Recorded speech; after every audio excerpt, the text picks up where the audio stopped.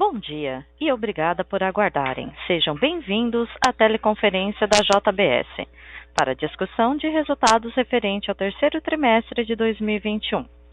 Estão presentes hoje conosco os senhores Gilberto Tomazoni, CEO Global da JBS, Guilherme Cavalcante, CFO Global da JBS, André Nogueira, CEO da JBS USA, Wesley Batista Filho, CEO da JBS América do Sul, e Cristiane Assis, diretora de Relações com Investidores da JBS. Informamos que este evento está sendo gravado e que todos os participantes estarão apenas ouvindo a teleconferência durante a apresentação da JBS. Em seguida, iniciaremos a sessão de perguntas e respostas, quando mais instruções serão fornecidas. Caso algum dos senhores necessite de alguma assistência durante a teleconferência, queiram, por favor, solicitar a ajuda de um operador digitando *0. Antes de prosseguir, gostaríamos de esclarecer que eventuais declarações que possam ser feitas durante essa teleconferência, relativa às perspectivas futuras, constituem-se em crenças e premissas da administração da companhia. Considerações futuras envolvem riscos e incertezas, pois se referem a eventos futuros e, portanto, depende de circunstâncias que podem ou não ocorrer. Gostaria agora de passar a palavra ao Sr. Gilberto Tomazoni, CEO Global da JBS, que iniciará a apresentação. Por favor, Sr. Tomazoni, pode prosseguir. Bom dia a todos e a todas. Fechamos o terceiro trimestre de 2021 com a certeza de que estamos no caminho certo. Os resultados apresentados novamente comprovam não somente a excelência operacional da JBS, o valor da nossa plataforma diversificada, mas a inegável força do nosso time de mais de 250 mil colaboradores ao redor do mundo. Próspera e virtuosa é a empresa que atravessa períodos tão desafiadores com tamanha solidez, preservando sua responsabilidade com o planeta e com as comunidades em que está inserida, e ao mesmo tempo gerando valor para todos os seus stakeholders. Alcançamos recentemente um reconhecimento que nos enche de orgulho. Somos Full Investment Grade, o que coloca a JBS no grupo de companhias mais respeitadas e sólidas em todo o mundo.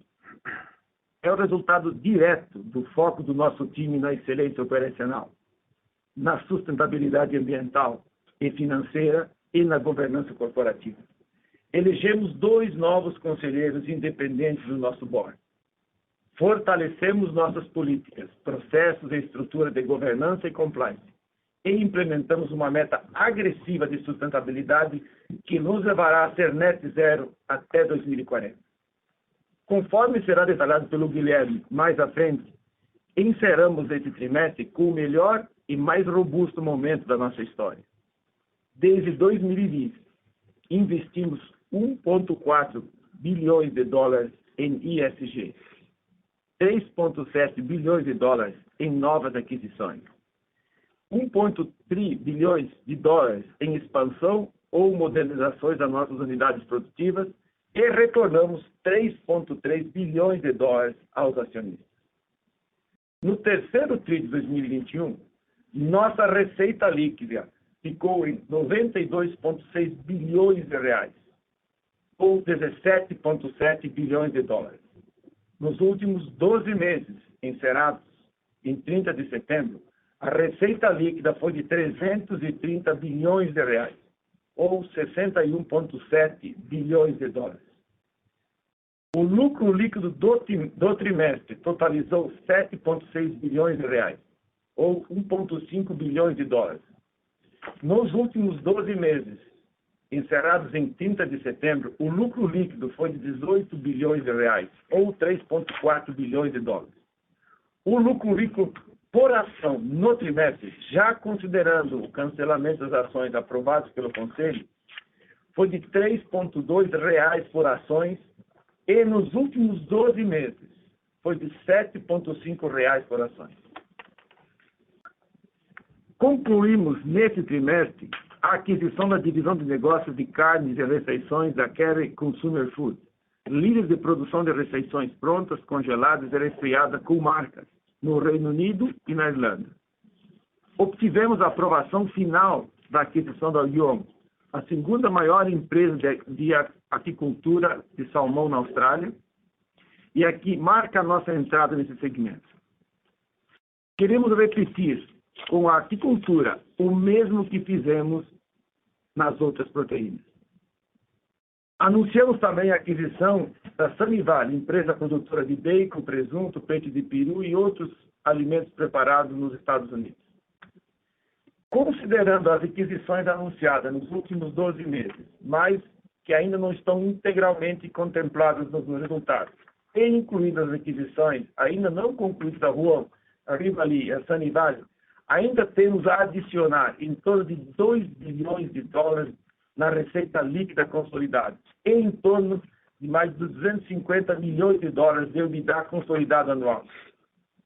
E na Seara, os investimentos anunciados de 11 bilhões de reais até 2024, até o final de 2022, o próximo ano, estarão completos investimentos que somam 3 bilhões de reais.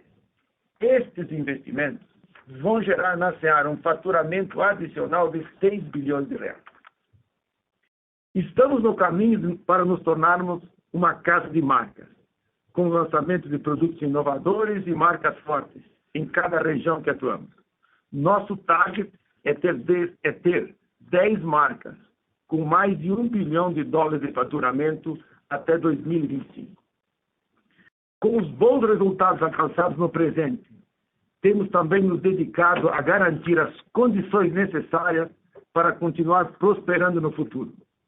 Fizemos da sustentabilidade a nossa estratégia, promovendo a transição para uma economia de baixo carbono em toda a nossa cadeia de valor. Fomos a primeira grande empresa do nosso setor a assumir o compromisso Net Zero. Até 2040, vamos zerar o balanço líquido das nossas emissões de gases causadores do efeito estufa em toda a nossa cadeia de valor. Foi por isso também que estivemos na COP26, em Glasgow, com o objetivo de aprender e compartilhar nossos aprendizados com líderes globais imbuídos da mesma preocupação, buscar um futuro mais sustentável para todos. Na COP, produzimos ao lado de outras 9 maiores empresas globais de comércio e processamento de alimentos no mundo, uma declaração conjunta, nos comprometendo a desenvolver, até o COP27, um roteiro setorial para conter o aquecimento global em 1,5 graus centígrados, acima dos níveis pré-industriais. Esta declaração foi articulada pelos governos dos Estados Unidos e do Reino Unido, com o apoio da Tropical Forest Alliance, ligado ao Fórum Econômico Mundial, e pelo Conselho Empresarial Mundial para o Desenvolvimento Sustentável.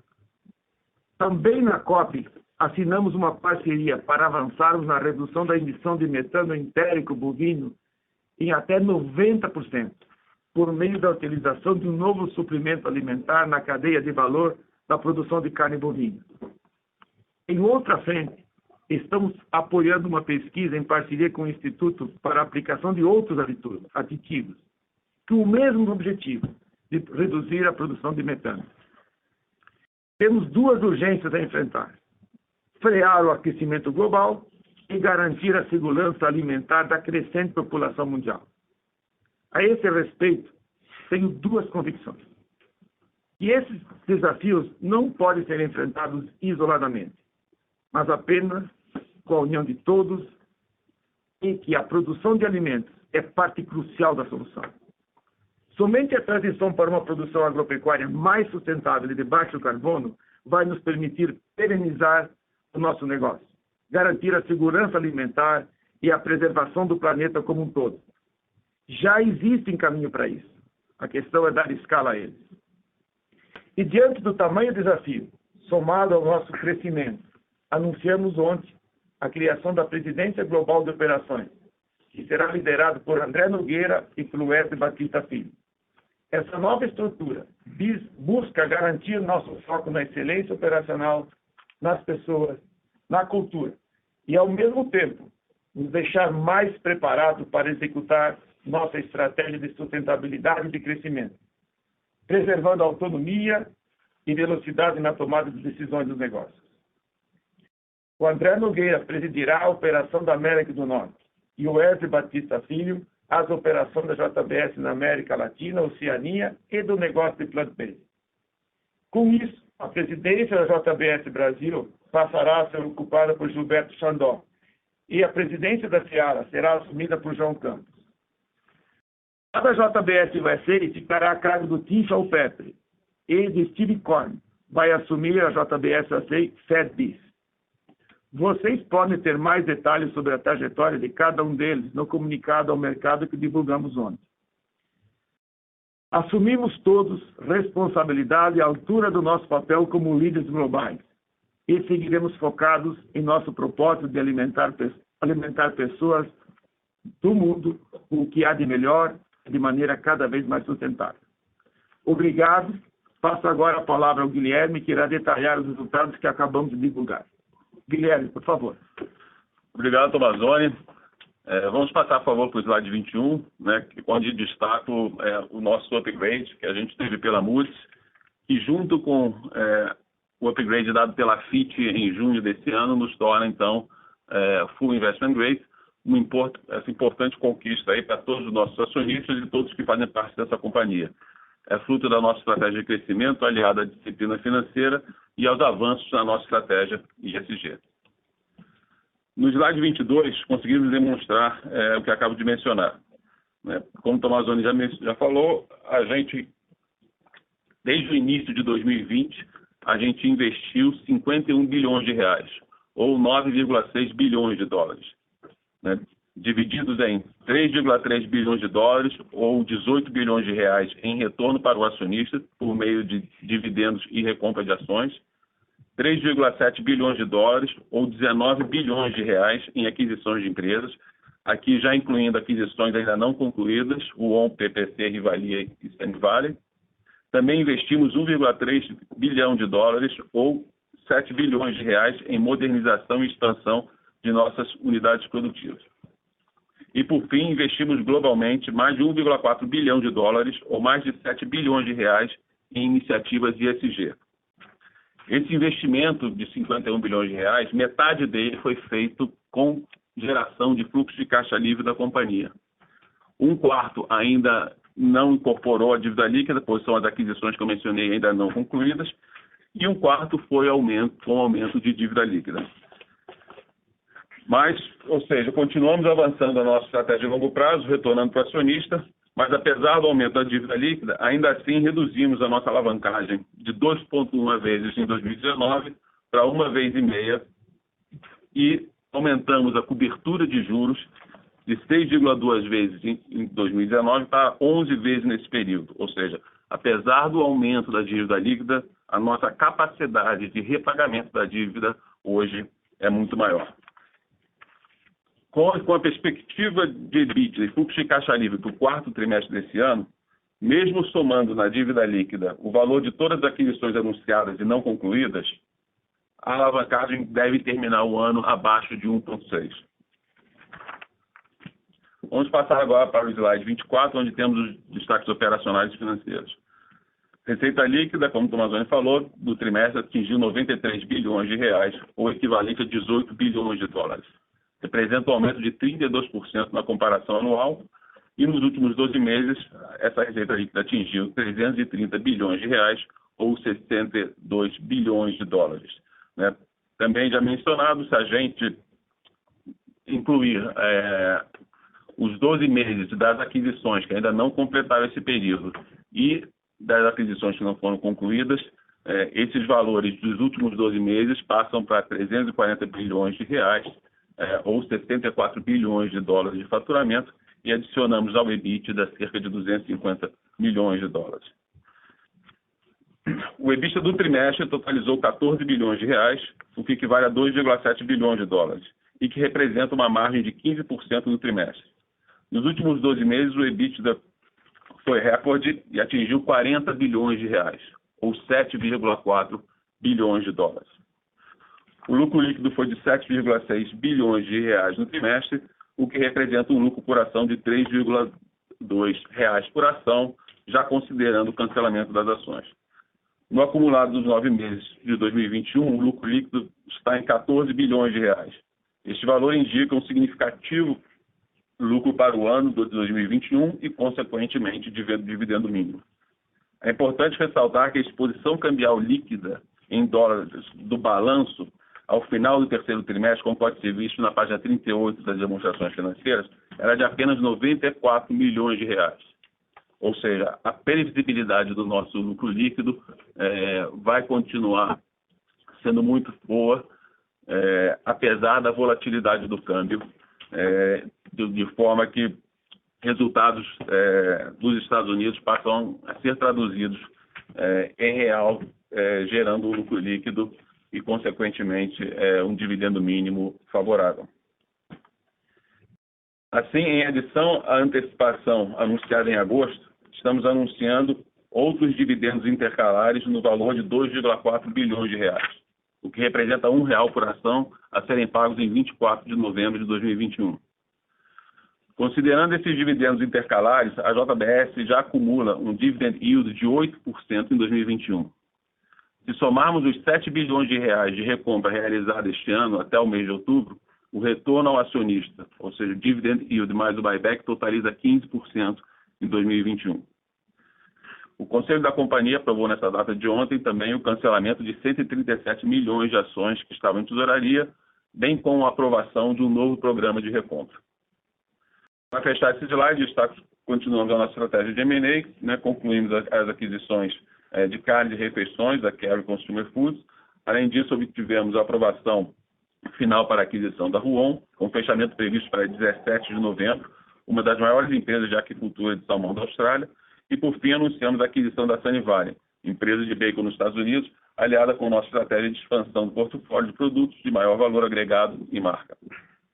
Passando para o slide 25, destaco o aumento de 32% na receita líquida consolidada como resultado do crescimento de receita em todas as unidades de negócio.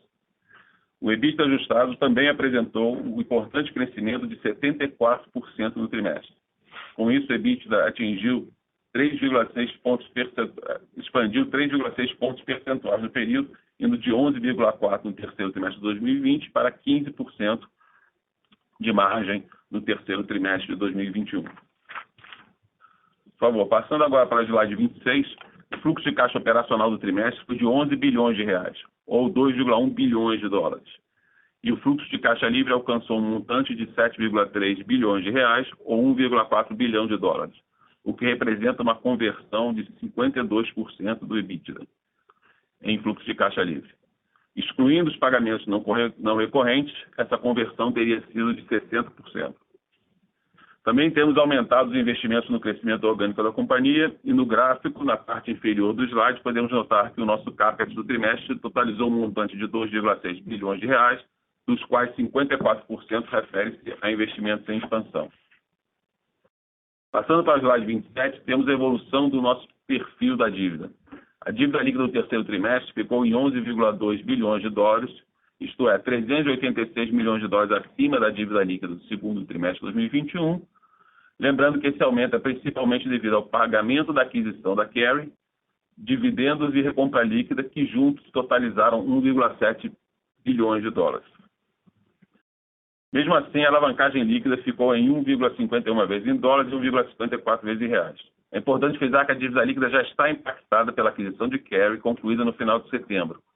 Incluindo o EBITDA dos últimos 12 meses de Kerry, as alavancagens ficam em 1,49 vezes em dólares e 1,52 vezes em reais, o nível mais baixo já atingido pela companhia historicamente. Além disso, é importante ressaltar a nossa posição confortável de liquidez. Encerramos o segundo trimestre com um caixa de 23 bilhões de reais, ou equivalente a 4,3 bilhões de dólares. E em conjunto com uma linha revolver de 12 bilhões de reais, ou 2,2 bilhões de dólares, nos confere uma liquidez total de 35 bilhões de reais, ou 6,5 bilhões de dólares, o que é mais de 3 vezes superior à dívida de curto prazo e suficiente para amortizar a dívida até meados de 2026. Na parte inferior do slide, destaca o nosso custo médio da dívida em dólares de 4,47% ao ano. Foi o menor já reestruturado pela companhia, porém ainda 1,4% acima dos juros que os nossos bonds são negociados no mercado secundário para o mesmo prazo médio de 6,2 anos. Isso significa que temos um espaço para uma potencial redução de despesa financeira de 216 milhões de dólares para a empresa. Lembrando que no próximo ano, 3 bonds com cupons de 7%, 5,75% e 5,88%, que juntos somam 2,6 bilhões de dólares, passam a ter possibilidade de recompra antecipada. O nosso bonde de 10 anos no mercado secundário está negociando a 3,15%. Ou seja, somente essas 3 dívidas, ao serem refinanciadas aos juros que a gente hoje é negociado no mercado secundário, a gente consegue capturar no ano que vem praticamente 100 milhões de dólares em redução de despesa financeira. Vamos passar agora para as unidades de negócio. Começando com a Seara no slide 28, temos a receita líquida do terceiro trimestre de 2021 crescendo 38% na comparação anual e atingindo 9,6 bilhões de reais. No mercado doméstico, que correspondeu por 51% da receita da unidade, a categoria de produtos preparados manteve a tendência de crescimento, registrando um crescimento de 4% no volume vendido e 20% no preço médio de venda. A Seara continua focada em inovação e, dentre os lançamentos deste trimestre, ressalta o lançamento da primeira linha de corte 100% à base de proteína vegetal do Brasil, através da Seara Incrível. No mercado externo, a Seara registrou crescimento de 19,7% no volume vendido e 10,7% no preço médio de venda. O cenário para custos de produção se manteve desafiador, com o custo médio do farelo de soja e do milho subindo cerca de 23% e 74% na comparação anual, respectivamente, segundo dados da Exalc. Assim, o EBITDA ajustado atingiu 984 milhões de reais, com margem de 10,2%. Passando agora para a JBS Brasil, no slide 19, vemos a receita do trimestre crescendo 35% ano contra ano, totalizando 15,5 bilhões de reais. O destaque do trimestre para essa unidade foi o mercado externo, que registrou um aumento de 50,1% na receita líquida da comparação anual, devido principalmente ao crescimento de 25% do volume e 27% do preço médio de venda de carne bovina in natura. No Brasil, a marca Friboi alcançou uma importante conquista ao ser eleita a marca de carnes mais lembrada do Brasil, segundo pesquisa do Top of Mind 2021. Apesar da melhora sequencial do resultado do trimestre, a rentabilidade dessa unidade continua sendo impactada pela alta do preço médio da aquisição de gado, que, segundo os dados publicados pela Exalc, aumentou cerca de 35% na comparação anual. Assim, o EBITDA da JBS totalizou 946 milhões de reais no trimestre, com margem de 6,1%. Passando para o slide 30 e falando a partir de agora em dólares e em US GAAP, a receita da JBS USA Beef atingiu 7,4 bilhões de dólares no terceiro trimestre, um aumento de 38% ano contra ano, com um EBITDA total de 1,6 bilhão de dólares e margem de 22%. Na América do Norte, a demanda por carne bovina continua crescendo, impulsionada pelo progresso na vacinação de Covid-19, que acelerou a abertura do canal de food service, ao mesmo tempo que as vendas de varejo permanecem fortes. No mercado internacional, a demanda global por carne bovina também continua forte, principalmente na Ásia, que atualmente é responsável por 75% do total das exportações americanas, e a China já se tornou o terceiro maior destino. O desempenho do negócio de carne bovina na Austrália continua apresentando melhora sequencial nos resultados trimestrais, principalmente devido à forte demanda doméstica e internacional que estão sustentando os preços. Passando agora para a JBS USA Pork, a receita líquida do trimestre foi de 2,1 bilhões de dólares, um aumento de 46% ano contra ano. O EBITDA foi de 249 milhões de dólares, com margem de 12%. As margens do negócio de carne suína nos Estados Unidos aumentaram na comparação trimestral, sustentadas pela forte demanda interna e uma limitação para crescer a produção, dada a restrição de mão de obra. Nas exportações, o México, o Japão e a Coreia do Sul aumentaram seus volumes no acumulado do ano em 30%, 6,5% e 5%, respectivamente, compensando a redução das exportações para a China desde o início de 2021. A Pilgrim's Pride, no slide 32, apresentou uma receita líquida de 3,8 bilhões de dólares no trimestre, um aumento de 25% ano contra ano, o EBITDA totalizou 347 milhões de dólares, com margem de 9,1%. Nos Estados Unidos, a demanda e preços têm se mantido em patamares robustos graças ao avanço do canal de food service e varejo ainda forte. No México, os negócios mantiveram uma boa performance, enquanto que na Europa a escassez de mão de obra e aumento dos custos com grãos pressionaram as margens. Para concluir, gostaria de passar para o slide 33, que mostra que nossas exportações totalizaram 4,9 bilhões de dólares no trimestre, com a grande China representando 28% e a Ásia como um todo representando 50% desse total. Com isso, gostaria de abrir, então, para a nossa sessão de perguntas e respostas. Senhoras e senhores, iniciaremos agora a sessão de perguntas e respostas. Para fazer uma pergunta, por favor, digitem asterisco 1. Para retirar a pergunta da lista, digitem asterisco 2. Nossa primeira pergunta é de Isabela Simonato, Bank of America. Bom dia, Tomazoni. Bom dia, Guilherme.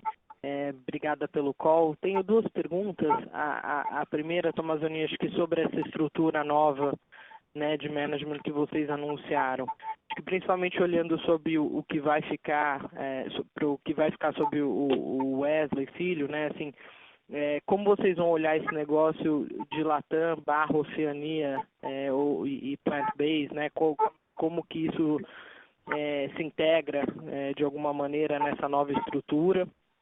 E se de alguma maneira isso muda o jeito que vocês olham como um todo cada um dos negócios e até eventualmente o disclosure para cada uma dessas divisões. Então, entender de modo geral um pouco mais o que vocês esperam capturar de eficiência e de gestão com essa nova estrutura. E a segunda, eu queria confirmar alguns dados que vocês mencionaram que são super valiosos sobre as aquisições. Se não me engano, 2 bi de dólares de receita e 250 milhões de dólares de EBITDA adquiridos. Se isso inclui todas as aquisições já concluídas, pagas ou ias a pagar, obviamente excluindo aí Pilgrims, e se já existe, pelo menos para as empresas adquiridas e concluídas, alguma indicação de sinergia que vocês já estão conseguindo vislumbrar e que vocês possam passar para a gente. É isso, obrigada.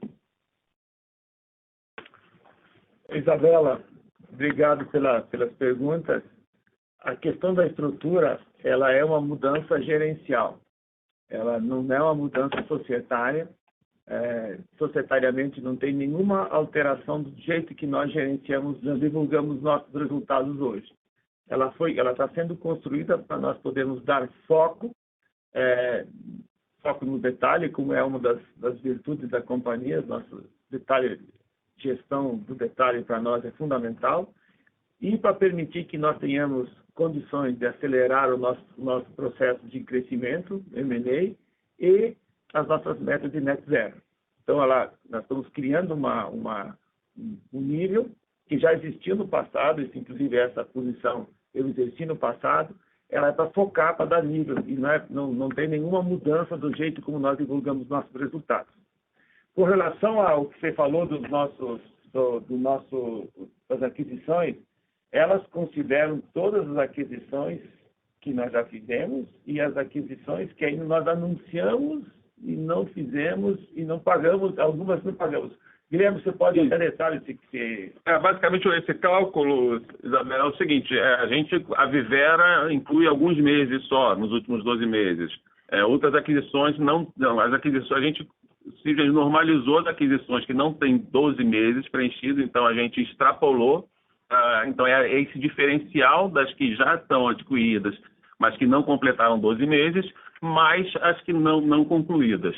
Tá? E algum ganho já de sinergia para a questão do EBITDA. Então, essa foi a metodologia, ou seja, o que a gente já adquiriu, que ainda não completou 12 meses, então a gente completou esses 12 meses e as que não foram concluídas.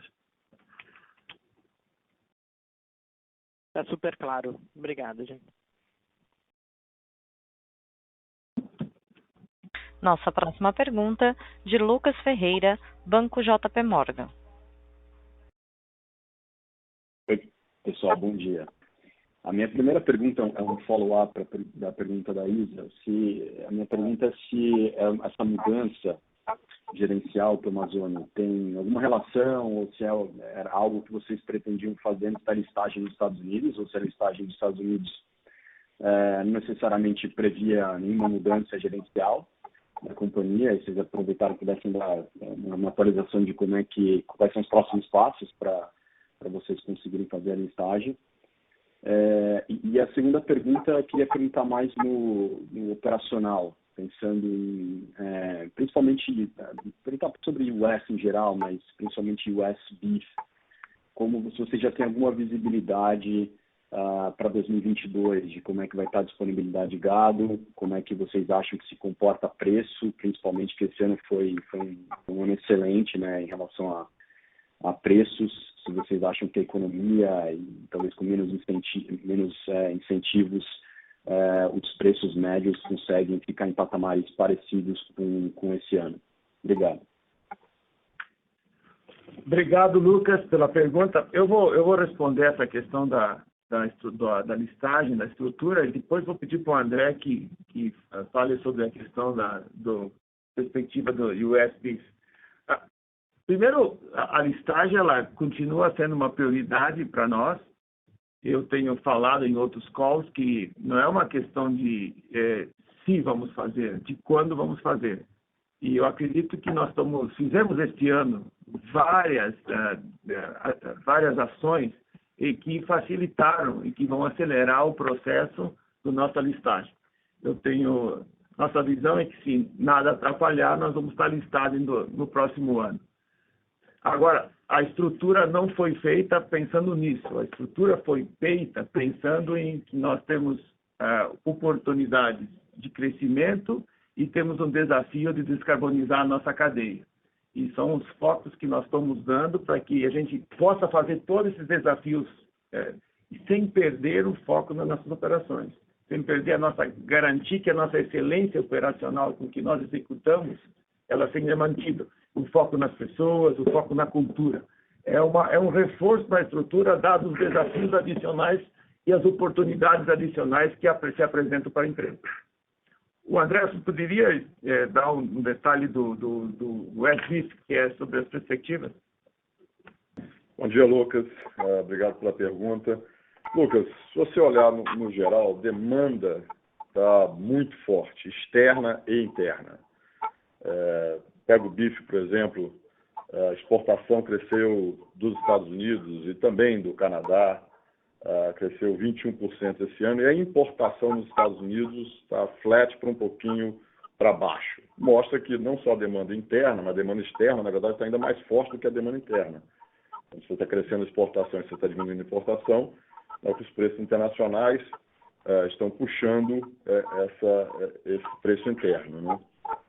Então, isso vale para todas as proteínas. Do lado da demanda, eu acho que vai continuar muito forte, principalmente a demanda internacional. A Ásia, no geral, continua puxando. Se você vê no porco, por exemplo, a gente perdeu um pouco de exportação para a China, mas Filipinas cresceu muito. Aqui na América Central, com Honduras, República Dominicana cresceu muito. Colômbia cresceu muito. México cresceu muito. E tudo isso no momento que o Japão ainda está devagar. O Japão vai voltar, o Japão é um mercado forte, né? O Japão começou a reabrir, começa a voltar ao food service. Então, assim, demanda internacional fortíssima, não tem nada no cenário que diz que isso vai mudar. A demanda interna, com esses aumentos de salários, principalmente para a parte mais baixa da população, o blue collar worker, acontecendo de forma muito forte nos Estados Unidos. De novo, eu acredito que a demanda interna vai estar fortíssima. E o supply vai estar adequado. A gente vai ter um pouco menos de gado, talvez para o próximo ano 1 a 2% a menos de gado, nada brutalmente relevante, mas deve afetar o preço do gado. Se você olhar a curva futura de gado, já apresenta um aumento de preço. Mas eu acho que a demanda vai continuar forte e vai suportar nossos preços de forma que a gente consiga manter uma margem bastante forte. Uma coisa para chamar a atenção, Lucas, a inflação nos Estados Unidos, no Canadá, mas ainda mais nos Estados Unidos, está muito forte. Se você olhar nossos custos operacionais esse ano, esse trimestre, comparado com o mesmo trimestre do ano passado, somando frete, estocagem, custo total das operações das plantas, mais packaging, foi 380 milhões de dólares maior que o mesmo trimestre do ano passado. Só em frete e estocagem, 25% a mais. Nós temos tido capacidade de passar isso no preço, mas claramente inflação e pressão de custo está em todos os lugares nos Estados Unidos. Eu estou bastante confiante quando eu olho o supply de gado, supply de porco, quando eu olho o preço de grãos, a perspectiva de preço de grãos dos Estados Unidos, eu acho que está tudo bastante adequado e com demanda forte, estou bastante confiante que a gente consiga continuar repassando essa pressão de custo que nós estamos tendo. Muito obrigado. Lucas, eu acho que eu queria reforçar o que o André falou. Acho que é importante a gente considerar a plataforma global que a JBS tem. Então, os ciclos dos negócios ficam ocorrendo num país, num outro país. O André comentou bem qual é as perspectivas que tem nos Estados Unidos, mas lembrando que nós temos uma presença global, estamos em várias proteínas, em várias geografias. Isso dá um nível de estabilidade do nosso resultado muito importante. Eu fico vendo cada vez mais o valor estratégico da plataforma que nós construímos. Excelente, obrigado, pessoal. Nossa próxima pergunta, Ricardo Alves, Morgan Stanley. Bom dia, Tomazoni, Guilherme, todo o time da JBS. Obrigado pelo call. Eu queria um follow-up sobre US Beef para o André, um follow-up dessa última pergunta do Lucas. No curto prazo, talvez um pouco mais preocupado com o quarto tri do que 2022, André, essa diminuição de spread, claro que tem fator sazonal, a gente entende isso, mas eu só queria saber se da sua perspectiva o preço de quero está subindo um pouco mais do que o esperado, ou se vocês já tinham essa percepção de preço de gado. Então, só focando um pouquinho mais no curto prazo, na sua rentabilidade em USA Beef nos Estados Unidos. Uma pergunta para o Wesley. O aumento de 4% de volume veio com esse aumento de preço de 20%, que de fato é impressionante porque a sua base de comparação do terceiro tri do ano passado ainda era muito difícil e esses números são comparáveis, né? Acho que ele não inclui a Bunge. Então, só queria ver como que você está vendo essa elasticidade a preço do consumidor agora no quarto tri, se essa dinâmica bem favorável ela continua, especificamente agora que a gente vai começar a falar dos natalinos. Então, se você tiver algum comentário nesse sentido, também nos ajudaria. Muito obrigado, pessoal. Ricardo, obrigado pela pergunta. Então, assim, o André, você responde ao negócio do quarto tri do US Beef e depois o Wesley, gentileza, responde sobre o Ceará.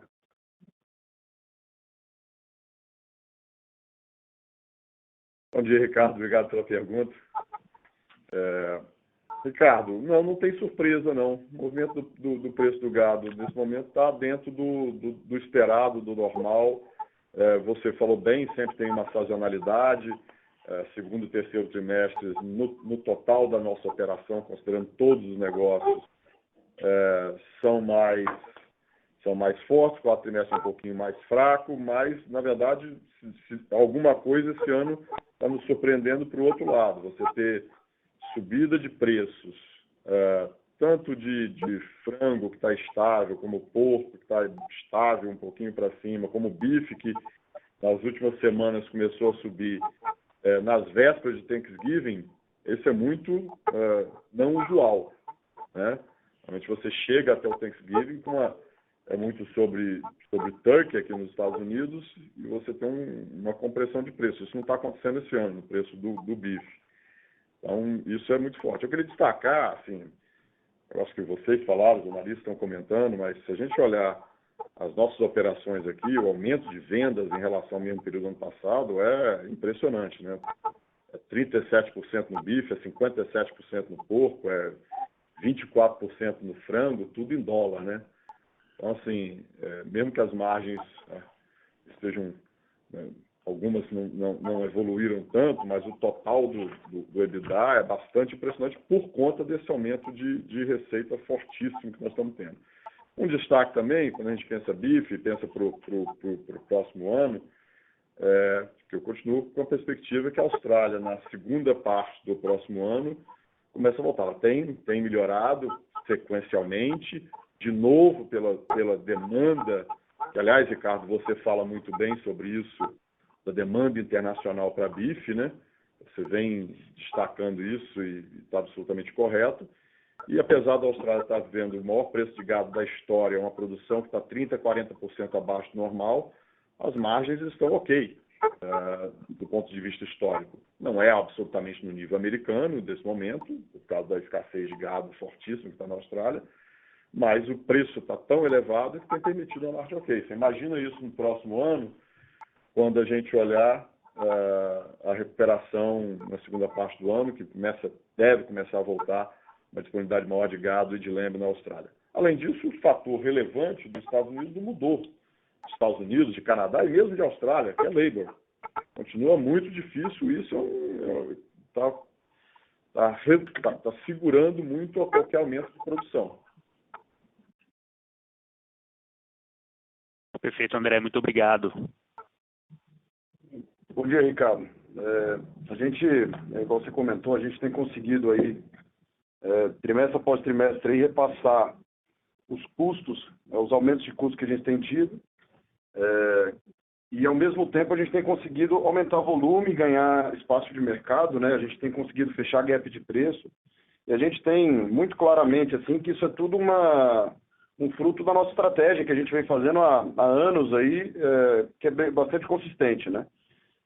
Melhoria de mix, execução no ponto de venda, principalmente qualidade, e a gente tem visto que isso tem dado valor, gerado valor e gerado resultado, né? Que mesmo tendo que repassar custo e ter uma inflação de preço, a gente tem conseguido ganhar espaço de mercado, ganhar a preferência do consumidor, né? Então, a gente vê que para o futuro, a gente não vê que essa condição vai mudar, né? Cada vez mais a Seara, se continuar com a nossa estratégia que a gente vem fazendo há tantos anos, a gente vai conseguir continuar ganhando espaço no mercado, independente aí do cenário de inflação, do cenário de mercado aí. Natal, a gente vê que festivos aí no final do ano vai ser um Natal muito importante, vai ser um Natal em um momento que as pessoas vão querer se encontrar, vão querer estar mais junto. A gente está trazendo bastante inovação para o Natal, que tem uma categoria bastante tradicional, mas a gente quer trazer mais inovação, porque a gente sabe que cada vez mais você tem ceias diferentes, você tem momentos de consumo diferentes, então a gente está trazendo isso bastante forte, esse Natal principalmente. E apesar de um cenário que o consumidor vai estar com uma situação de renda um pouco mais sensível, a gente está muito otimista com esse Natal e está com uma perspectiva muito boa. Ricardo, queria adicionar o que o Wesley falou aí, que a Seara fez um trabalho nesse tempo que passou aqui, de trabalhar a questão de preferência do consumidor, que foi bem sucedida com as inovações de lançamento de produtos, e ela conseguiu, ao longo deste ano, com inovações, com gestão de mix, com aumento de produtividade, compensar esse aumento de custos estrutural que aconteceu nos grãos. Nós achamos que o preço dos grãos, eles andaram para um outro patamar, com a competição com os biocombustíveis, e agora, dada a boa produção nos Estados Unidos de safra, boa produção no Brasil, na América do Sul, a gente vê que vai ficar por aqui. Não vemos uma redução do custo, mas vemos uma manutenção. E a Seara conseguiu fazer esse trabalho todo, como o Wesley citou, eu citei aqui agora, e nós estamos com uma perspectiva muito positiva, porque o ano que vem, daqueles 8 bilhões que nós anunciamos, dos investimentos, em torno de 3 e poucos bilhões vão ficar prontos, fábricas vão ficar prontas. Isso vai gerar para a Seara um destravamento de algumas categorias hoje que ela está estrangulada, vai gerar um faturamento adicional de 6 bilhões. Então, assim, é muito positiva a nossa perspectiva com relação à Seara. muito claro, Tomazoni. Obrigado. Obrigado, Wesley, também. Nossa próxima pergunta, Tiago Duarte, BTG Pactual. Olá, bom dia a todos, Tomazoni, Guilherme, André, Wesley, todo mundo. Eu queria fazer 3 perguntas. A primeira, acho que mais direcionada para o André, é esse ponto que você comentou, André, no final da tua última resposta sobre disponibilidade de mão de obra. Queria te perguntar, nos Estados Unidos, principalmente quando a gente fala de capacidade de carne bovina, você diria que esse ainda é o principal limitador para a indústria não estar adicionando capacidade de maneira mais relevante, apesar dessas margens super fortes e mesmo, né, a perspectiva que você passou, a perspectiva ainda bem otimista para o quarto tri pro ano que vem? Essa seria a primeira pergunta. Aí a segunda pergunta, talvez mais para o Wesley, talvez para o Tomazoni também, eu queria que vocês pudessem falar um pouquinho a dinâmica de oferta de carne de frango no Brasil, né? Apesar de toda essa discussão de pressão de custo, né, e necessidade de repasse, para nós chama bastante atenção quando a gente olha dados, né, indicadores de oferta, seja alojamentos ou disponibilidade de carne, de frango, né, como a oferta ela não está retraindo, né? A impressão que, além da Seara, que está investindo, como acho que o Tomazoni acabou de mencionar, em expansão de produção e adição de receita, eu queria que vocês comentassem um pouco por que vocês acreditam que a oferta ela não retraiu a despeito da pressão de custo que a indústria vivenciou nesses últimos ano e meio, tá? E aí a terceira pergunta, acho que essa mais direcionada para o Tomazoni mesmo, e muito na rabeira da discussão dessa reestruturação, né, na gestão que vocês anunciaram.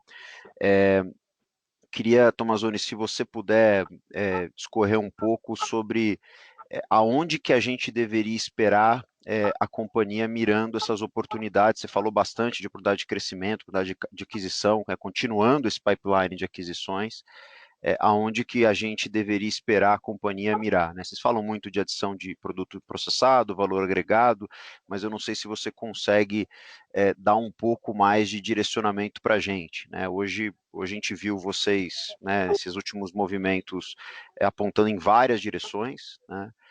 Eu não sei se você consegue falar, seja de proteína, ou de geografia, ou de tipo de ativo, ou de tamanho médio de aquisição, enfim, algum tipo de direcionamento daquilo que faz mais sentido a gente pensar estrategicamente para a companhia continuar crescendo com o M&A. Obrigado. Ok, Tiago, obrigado pela pergunta. Então, vamos fazer a resposta na sequência das perguntas que você fez. O André começa respondendo sobre os Estados Unidos, a questão da mão de obra, e depois o Wesley responde do Brasil, e eu completo aí com a questão que você está colocando sobre as aquisições. Tiago, bom dia. É isso, Tiago. É mão de obra e não é só Estados Unidos, tá, Tiago? Essa questão da mão de obra hoje é uma questão que está afetando praticamente todos os países desenvolvidos do mundo. Afeta a Europa fortemente, foi uma das coisas que impactou o resultado da PIRS na Europa. Afeta Canadá, onde a gente tem uma operação excepcional, mas mesmo assim afeta um pouco. Nos Estados Unidos e na Austrália também. A questão da mão de obra hoje é uma questão chave. Nós estamos aqui, principalmente no bife, no porco, com um time completo nas plantas. Mas estar com um time completo não significa que você consegue rodar como você rodava no passado. No momento desse do passado, você conseguiria rodar, você rodaria suas plantas praticamente todos os sábados. Isso hoje não é possível. Se você tentar rodar suas plantas todos os sábados, você perde a mão de obra. A mão de obra atual não quer esse tipo de carga de horário. Então, é um ajuste estrutural na indústria e da realidade da mão de obra de hoje. Isso, de novo, não é uma questão só americana, talvez mais aguda aqui nos Estados Unidos. Mas também não é só a mão de obra, ou não é só a nossa mão de obra. É o supply chain como um todo. Nós estamos tendo dificuldade grande de motoristas de caminhão, tanto nos Estados Unidos, quanto na Austrália, quanto no Canadá, quanto na Europa. E você tenta colocar loads adicionais para produzir, por exemplo, porco no sábado, você tem uma dificuldade muito grande. Está conseguindo, mas é um constrangimento de produção. Então, é mão de obra direta e é mão de obra indireta, eu diria dessa forma. Bom dia, Thiago. A demanda de carne de frango, tanto no Brasil quanto na exportação, a gente tem visto uma demanda bastante forte. Aqui no Brasil, sem dúvida nenhuma, a demanda por carne de frango tem sido bastante forte, tem ganhado espaço, o consumo per capita tem aumentado, a gente acha que vai aumentar mais ainda no Brasil. Na exportação também, a exportação de carne de frango no Brasil tem sido bastante demandada e tem crescido. Então, e o Brasil é competitivo na produção de frango, e o frango, dentro das proteínas, é uma proteína muito competitiva de produção, apesar da situação de grãos que a gente falou, que muda de patamar, né? Então, a gente acredita no crescimento do negócio do frango, temos crescimento do negócio do frango dentro dos nossos investimentos, mas vale lembrar também, Thiago, que a maioria do nosso investimento, e o grande foco do nosso investimento e do nosso CAPEX é em produtos de valor agregado, né? Então, em produtos que a gente hoje tem necessidade adicional de capacidade e não cresce no mercado porque não tem essa capacidade. Então, resumindo, é isso. É uma demanda forte, a gente vê que o Brasil é bem competitivo, mas lembrando dessa questão aí do valor agregado.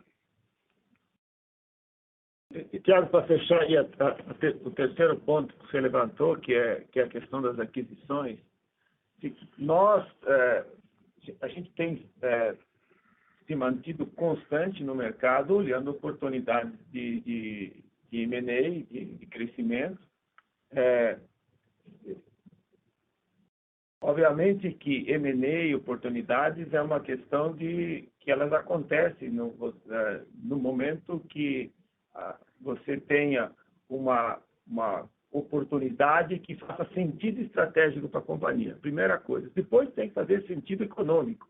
Então, muitos dos negócios em que a gente fica vendo e discutindo, eles têm valorizações que nós acreditamos que nós não conseguimos, numa aquisição, adicionar valor fazendo aquisição.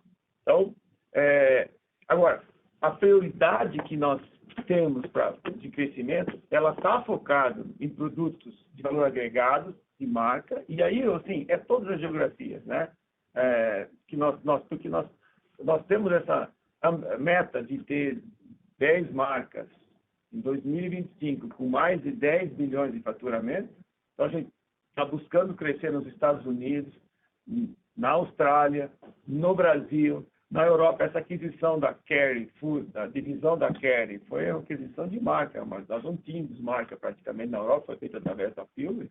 É uma aquisição focada nisso. Então, essa é uma das prioridades que nós temos. Obviamente, novamente, é aquela questão que eu falei.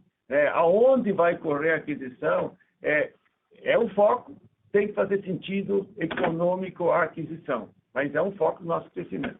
A outra questão é que nós, no plant-based, nós fizemos a aquisição da Viveira na Europa, foi uma oportunidade importante de nós comprarmos a terceira maior companhia independente da Europa. Né? Ela tem uma posição relevante, tem uma posição de liderança em alguns mercados. Né? Plant-based é uma prioridade nossa também. Nós não sabemos o tamanho que esse mercado de plant-based vai ter. O que a gente tem convicção é que nós seremos um dos grandes players nesse mercado. Tanto que você viu que na hora que a gente mudou a estrutura aqui, que nós reforçamos a estrutura, nós pegamos o plant-based e estamos trazendo o plant-based para uma gestão global, diferente de região, que normalmente todas as outros negócios a gente gerencia por região. No caso do plant-based, nós demos destaque, porque acho que a gente vê oportunidades de crescimento e vê sinergias em enxergar esse negócio globalmente na gestão. Bom, aí o negócio da aquicultura que nós entramos agora, ele é uma prioridade. Nós queremos fazer da aquicultura o que a gente fez com o frango, o que a gente fez com os suínos, ter uma posição relevante, né, nos mercados em que a gente atua. Então, assim, um drive de crescimento, nós estamos focados nesse drive E assim, outras oportunidades que fazem sentido no nosso negócio, nós estamos sempre olhando. Como foi a questão da Rivali lá na Austrália, que está ainda em fase de finalização, aquisição, ela tinha uma posição pequena, só um abatedor, não tínhamos uma produção agropecuária de suínos. Essa aquisição ela teve um fit perfeito com as nossas operações que estão lá, cria aumenta a nossa diversidade e reforça a nossa plataforma na Austrália. Então, assim, quando se fala um pouco em cada lugar, que a companhia tem uma plataforma diversificada e essa é uma vantagem, porque nós podemos estar olhando oportunidades em diferentes geografias, de acordo com as oportunidades que fazem sentido econômico. Não, tá super claro. Obrigado. Eu falei bastante, não sei se deixei claro ou compliquei Não, mais. deixou não, o tema é super amplo. Só um follow-up, tanto a aquicultura quanto plant-based, quando a gente olha os segmentos que vocês reportam hoje, onde eles estão entrando? Então, a gente reporta por geografia, do jeito que a gente reporta aí. Então, o plant-based está entrando lá nos Estados Unidos, no JBS e USA, Norte América, e a aquicultura vai entrar junto agora, do jeito que nós reportamos lá na Austrália, que vai estar junto dentro do JBS e US. Excelente, muito obrigado. Nossa próxima pergunta, Gustavo Troiano, Itaú BBA. Bom dia a todos, obrigado pela pergunta. Eu queria explorar um pouco mais sobre a dinâmica da divisão de boi Brasil, e aqui eu queria focar um pouco mais nos impactos do embargo de China. A gente viu uma expansão de margem relevante no terceiro trimestre, quando a gente compara com o segundo TRI, mesmo com os impactos de China aparecendo ali no finalzinho do terceiro TRI. Eu queria entender um pouco melhor como é que vocês têm visto a performance de rentabilidade desse segmento agora nesse mês e meio que já tivemos do quarto trimestre. Existe uma expectativa muito grande para que essa dinâmica de China traga um melhor preço médio para as exportações, uma vez que reaberta, mas em contrapartida a gente já vê uma redução de custo de gado significativa, né, com base nessa menor demanda para exportação. O que eu queria explorar um pouquinho é como é que vocês têm visto essa variável negativa do embargo de China sendo contrabalanceada por esse custo de gado mais baixo, e se a gente deve esperar uma desaceleração nas margens do quarto trimestre, ou se a redução de custo de gado mais do que compensa a perda desse mercado e vocês ainda veem espaço para continuar melhorando a rentabilidade no quarto TRI, apesar de ter mais tempo com a China fechado agora para exportação. Obrigado.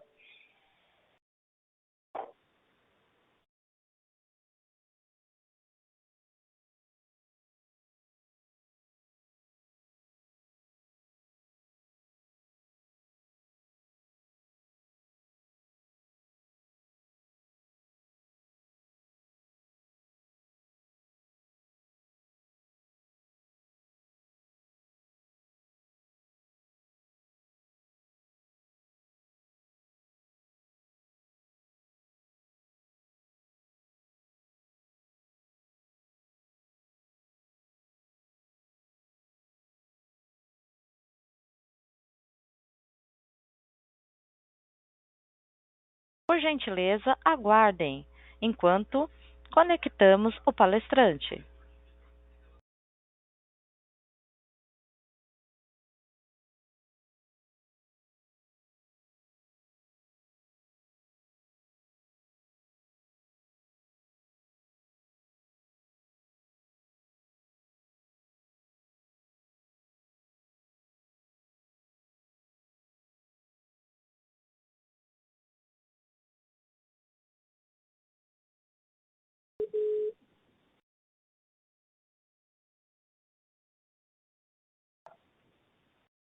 Por gentileza, senhores, só um momento. Por gentileza, Alô? senhores, podem Aguarde, continuar na linha de backup. 18 horas e 19 horas. Welcome to Carlos Call. Alô, tá ouvindo? Alô? Estou ouvindo. Opa, voltamos aqui, Gustavo. Desculpa, tivemos um problema técnico. Não, então, resumindo, a gente acha que é uma desabilitação temporária. O governo brasileiro está empenhado aí, trabalhando com a China para voltar à comercialização normal, mas esse momento, apesar de ser uma suspensão temporária, Nesse momento a gente consegue ver de uma forma mais evidente ainda o tanto que o mercado interno e a nossa parceria em outros mercados tem sido bastante importante para a gente conseguir manter a nossa rentabilidade no mercado, apesar desse grande desafio. Gustavo, eu quero complementar o que o Wesley falou, relativizando, assim, eu acho que a questão da China para a Friboi é importante, 50% das exportações da Friboi. Agora, olhando no contexto da JBS, a Friboi é 15% do nosso faturamento global da JBS. Aí, se você pegar que é 15% e a Friboi exporta 50%, então nós estamos falando do faturamento da Friboi, desse fator, 7,5% é das exportações. E aí nós vamos pegar a China, é a metade disso. Então nós estamos falando de 3,5% de impacto globalmente no negócio da JBS. Então, é importante para a Friboi aqui no Brasil. Nós estamos acreditando, o governo brasileiro tem feito um esforço bastante grande, nós acreditamos que isso deve ser liberado rapidamente, mas olhando em contexto da JBS, a gente tem que entender que essa plataforma global que nós criamos, ela dá esse tipo de benefício para a companhia, que quando temos problema num dos países, a gente pode até ser beneficiado em outros países. Perfeito, pessoal. Obrigado.